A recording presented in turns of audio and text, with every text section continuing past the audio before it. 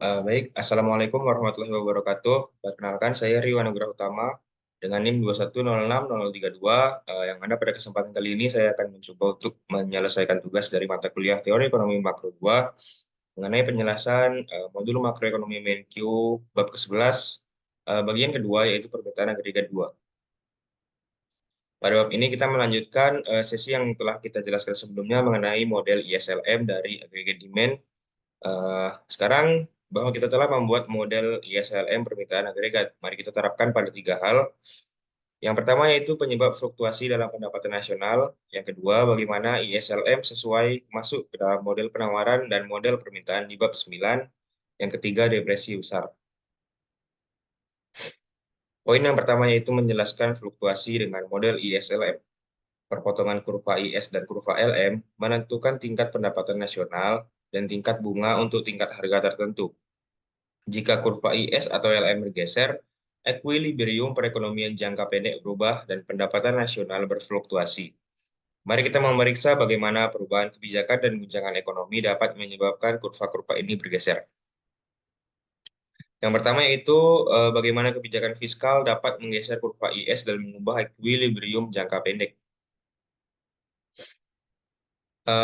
Kebijakan fiskal yang pertama yaitu ketika terdapat kenaikan belanja pemerintah. Hal ini akan menaikkan tingkat pendapatan sebesar delta G per 1 dikurangi dengan MPC. Kurva IS bergeser ke kanan sebesar delta G, yang mana delta G ini merupakan perubahan dari belanja pemerintah awal yang kemudian dinaikkan sesuai dengan kebijakan fiskal yang berlaku. Kemudian dibagi dengan 1 dikurangi dengan NPC yang menaikkan tingkat pendapatan dan tingkat bunga. Ketika belanja pemerintah naik, maka kurva IS bergeser ke kanan sehingga tingkat suku bunga yang awalnya ada pada titik A bergeser naik ke titik B, kemudian juga meningkatkan pendapatan dari titik A ke titik B.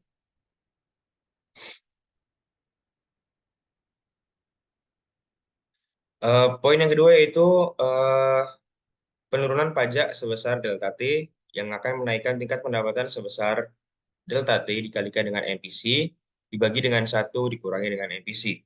Kurva IS bergeser ke kanan sebesar delta T, yaitu jarak pajak awal sebelum diturunkan dikalikan dengan MPC dibagi dengan 1 min MPC yang menaikkan pendapatan dan tingkat bunga. Sama seperti yang sebelumnya, yaitu kenaikan belanja pemerintah. Penurunan pajak juga meningkatkan suku bunga dan juga menaikkan tingkat pendapatan. Kemudian kebijakan yang kedua yaitu bagaimana kebijakan moneter menggeser kurva LM dan mengubah ekuilibrium jangka pendek. Misalnya peningkatan jumlah uang yang beredar. Kurva LM bergeser ke bawah dan menurunkan tingkat bunga yang menaikkan pendapatan. Hal tersebut terjadi karena ketika Bank Sentral meningkatkan jumlah uang beredar, masyarakat memiliki uang lebih banyak daripada yang ingin mereka pegang pada tingkat bunga yang berlaku. Hasilnya, mereka mulai mendepositokan uang tambahan ini di bank atau menggunakannya untuk membeli obligasi. Tingkat bunga R lalu turun sampai orang mau memegang semua uang tambahan yang bank sentral keluarkan. Ini membawa pasar uang ke equilibrium baru. Tingkat bunga lebih rendah lalu mempengaruhi pasar barang. Tingkat bunga lebih rendah menstimulasi investasi yang direncanakan, yang meningkatkan pengeluaran yang direncanakan, produksi, dan pendapatan Y. Ketika jumlah uang beredar ditingkatkan, maka kurva LM bergeser ke kanan yang menyebabkan tingkat suku bunga turun, sedangkan output meningkat. Model ISLM menunjukkan bahwa kebijakan moneter mempengaruhi pendapatan dengan mengubah tingkat bunga. Kesimpulan ini memperluas analisis kita tentang kebijakan moneter di bab 9. Dalam bab itu, kita menunjukkan bahwa dalam jangka pendek, ketika harga kaku, ekspansi jumlah uang beredar meningkatkan pendapatan. Tapi kita tidak mendiskusikan bagaimana ekspansi moneter menimbulkan belanja barang dan jasa lebih banyak. Proses yang disebut mekanisme transmisi moneter atau monetary transmission mechanism.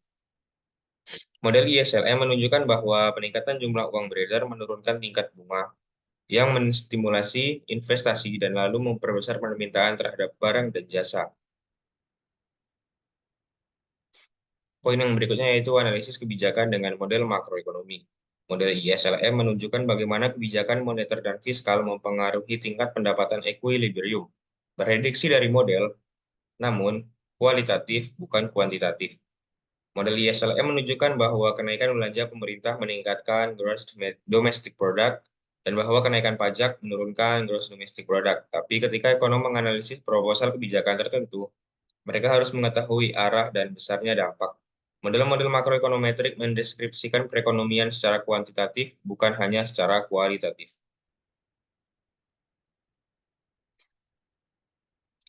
Kemudian ISLM sebagai teori permintaan agregat. Dari ISLM ke agregat demand atau permintaan agregat, Anda mungkin melihat dari diagram ISLM bahwa R dan Y ada pada dua sumbu. Sekarang kita akan membawa variabel ketiga, tingkat harga, yaitu P, dalam analisis. Kita dapat melakukannya dengan menghubungkan kedua grafik dua dimensi. Dua grafik yang dihubungkan dari atas ke bawah. Untuk menderivasi AD, mulai pada titik A, pada titik A yang ada di sini, di grafik atas, sekarang naikkan tingkat harga dari P1 ke P2. Ketika harga naik dari P1 P2, yang kemudian menyebabkan penurunan nilai keseimbangan uang real dan Y menggeser LM ke kiri ke titik B. Ketika harga naik, maka kurva LM juga ikut bergeser ke kiri, kemudian suku bunga akan kembali naik.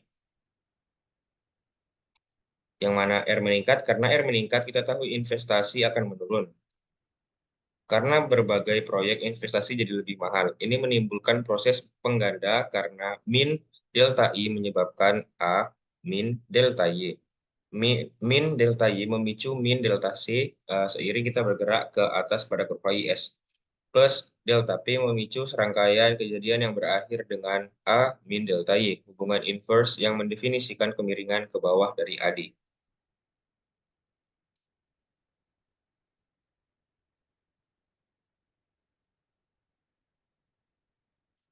Kemudian yaitu penambahan delta G atau government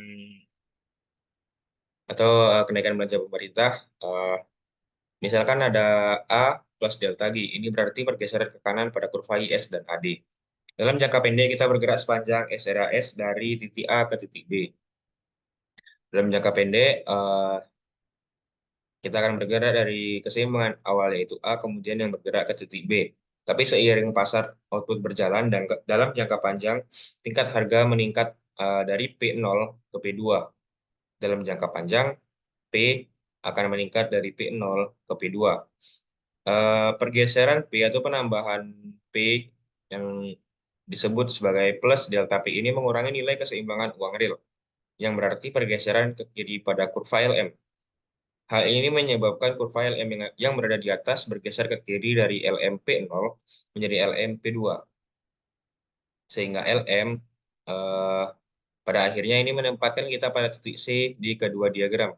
Dan dalam jangka panjang, kita akan ditetapkan pada titik keseimbangan yang baru yaitu pada titik C dengan tingkat suku bunga yang lebih tinggi dan output yang sedikit menurun. Kemudian pada layer AS pada titik C dengan harga yang tinggi dengan output yang sama. Dampak jangka pendek, ingat bahwa SR adalah pergerakan dari A ke B. Sekarang waktunya menentukan dampak pada variabel perekonomian. Untuk variabel Y, P, dan R, Anda dapat membaca dampaknya pada diagram. Yang pertama yaitu Y bertambah karena Y bergerak dari Y bintang ke Y aksen. Y bertambah dari Y bintang ke Y aksen karena adanya eh, penambahan belanja pemerintah yang kita jelaskan di awal tadi. Kemudian P0 karena harga kaku pada SR, eh, P0 tetap sama karena harga kaku dalam jangka pendek atau short run. Kemudian R bertambah karena eh, penambahan dari output Y bintang ke Y aksen, sehingga menyebabkan titik bunga meningkat dari titik A ke B, sedikit meningkat. Kemudian consumption bertambah karena adanya penambahan dari Y. meningkatkan tingkat konsumsi, eh, C sama dengan C, kenaikan Y min T. Kemudian I berkurang, investasi berkurang karena R meningkat, maka tingkat investasi menurun. Seperti yang sudah dijelaskan sebelumnya, ketika tingkat bunga meningkat, maka harga investasi akan naik sehingga permintaan untuk melakukan investasi dari konsumen akan semakin menurun. Kemudian dampak jangka panjang yang dihasilkan dari penjelasan sebelumnya ialah untuk variabel Y, P, dan R, Anda dapat membaca dampaknya pada diagram. Ingat bahwa LR adalah pergerakan dari A ke C. LR atau long run adalah pergerakan dari A ke C. Karena pergerakan dari A ke B merupakan short run atau jangka pendek. Yang pertama yaitu Y0, P naik menggeser LM ke kiri, mengembalikan Y ke Y bintang sebagaimana disyaratkan LRAS jangka panjang. Yang mana sebelumnya Y aksen merupakan posisi ketika ada keseimbangan baru di jangka pendek menyebabkan Y ini kembali turun namun meningkatkan harga dalam jangka panjang sehingga kembali ke output Y bintang namun eh, keseimbangan baru yaitu pada C2 C P2. Kemudian P bertambah untuk mengeliminasi kelebihan permintaan pada P0. Kelebihan permintaan ini disebabkan karena harga yang kaku dalam jangka pendek sehingga harga tersebut akan tetap dalam jangka pendek dan kemudian akan dinaikkan dalam jangka panjang sehingga output kembali turun. Kemudian R bertambah merefleksikan pergeseran ke kiri pada LM karena delta P, karena kenaikan P.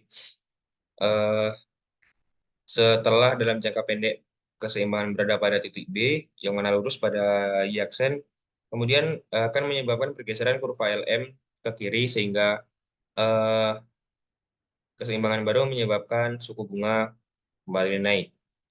Kemudian C 0 karena baik Y dan T kembali ke tingkat alaminya. Yang selanjutnya yaitu investasi akan turun karena R meningkat lebih banyak dari yang sebelumnya, sehingga investasi akan semakin menurun. Misalkan ada penambahan delta M, atau penambahan jumlah uang yang beredar. Lihat bagaimana persamaan sesuai yang menyatakan istilah M.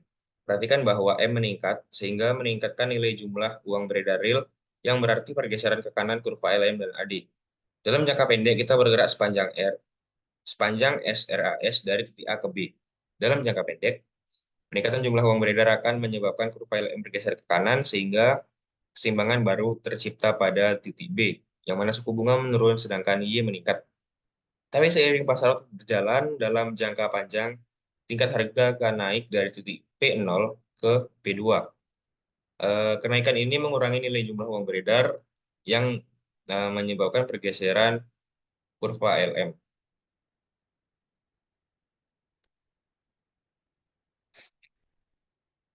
Seperti yang sudah dijelaskan sebelumnya, pada jangka pendek, ketika jumlah uang beredar ditingkatkan, Y akan bergerak dari titik Y bintang ke Y aksen, yang menyebabkan permintaan suatu barang akan meningkat dengan harga kaku pada jangka pendek. Kemudian R akan turun karena mengikuti pergerakan dari kurva yang ada di bawah ini, sehingga membentuk keseimbangan baru.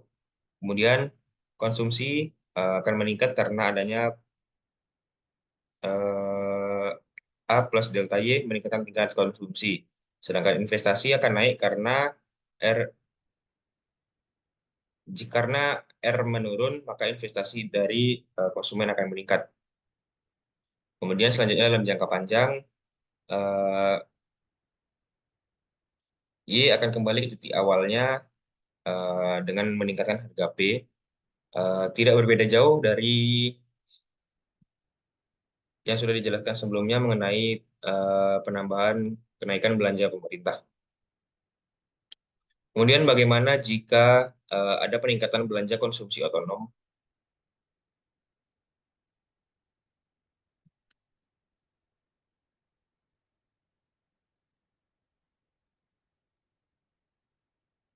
Yang pertama yaitu peningkatan konsumsi menyebabkan kurva IS bergeser ke kanan menjadi IS bintang.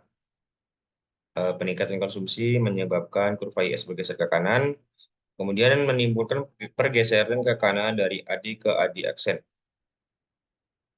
Dalam jangka pendek bergerak dari A ke B sehingga output meningkat dan juga suku bunga meningkat. Kemudian dalam jangka panjang, pasar bergerak dari P0 ke P2. Dalam jangka panjang, P0 akan bergerak ke P2 dari B ke C, yang mana sebelumnya dalam jangka pendek yaitu A ke B. Kemudian yang ketiga yaitu eh, kenaikan harga menyebabkan LM P0 bergeser ke kiri, LM P2 karena penurunan nilai jumlah uang beredar real. LM bergeser ke kiri karena penurunan jumlah uang beredar real sehingga suku bunga pada akhirnya meningkat, output kembali ke titik awal.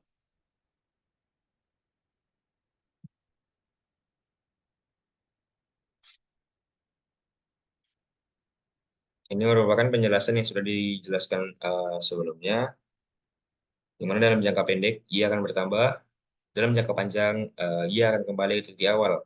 Kemudian P dalam jangka pendek harga kaku atau tetap, dan dalam jangka panjang akan meningkat. Suku bunga yang pada awalnya juga meningkat, kemudian pada jangka panjang lebih meningkat lagi. Konsumsi tetap meningkat dalam jangka pendek dan dalam jangka panjang, sedangkan investasi yang dipengaruhi oleh tingkat suku bunga yang pada awalnya meningkat menyebabkan investasi menurun, kemudian suku bunga kembali meningkat sehingga investasi lebih menurun. Kemudian depresi besar, hipotesis pengeluaran atau spending hipotesis menyatakan penyebab penurunan adalah pergeseran kontraktif pada kurva IS. Hipotesis uang atau money hipotesis mencoba menjelaskan dampak dari penurunan historis jumlah uang beredar sebesar 25% dari 1929 sampai 1933, di mana pengangguran naik dari 3,2% menjadi 25,2%. Beberapa otonom mengatakan deflasi memperburuk depresi besar. Mereka berpendapat deflasi membuat kemerosotan ekonomi tipikal pada 1931 menjadi periode pengangguran tinggi dan pendapatan merosot yang belum pernah terjadi sebelumnya. Karena menurunnya jumlah uang beredar bertanggung jawab atas turunnya tingkat harga, ia juga mungkin bertanggung jawab atas parahnya depresi. Mari kita lihat bagaimana perubahan tingkat harga mempengaruhi pendapatan pada model ISLM. Yang pertama yaitu efek Pigo. Pada model ISLM, penurunan harga meningkatkan pendapatan. Untuk tiap jumlah uang beredar, tingkat harga lebih rendah, berarti keseimbangan uang real lebih tinggi. M per P, kenaikan keseimbangan uang real menyebabkan pergeseran ekspansif pada kurva LM yang mengarah pada pendapatan lebih tinggi. Cara lain di mana penurunan harga meningkatkan pendapatan disebut efek Pigo atau Pigo effect.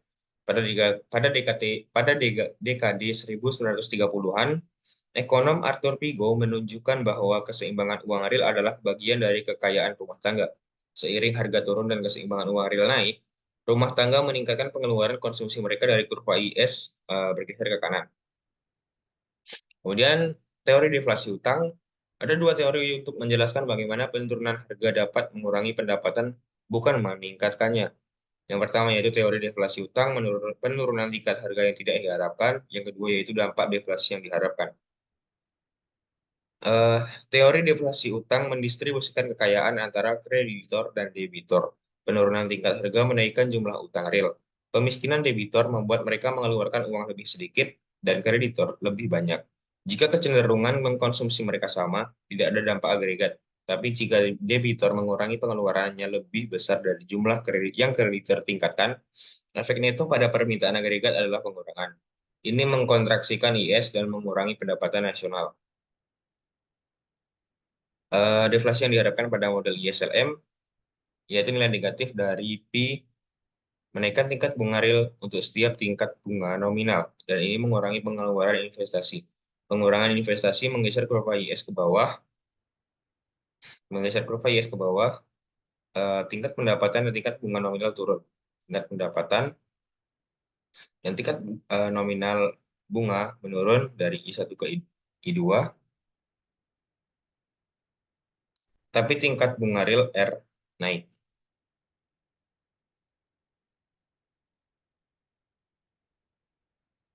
Kemudian adapun konsep penting yang telah dibahas pada bab 11 ini yaitu mekanisme transmisi moneter atau monetary transmission mechanism.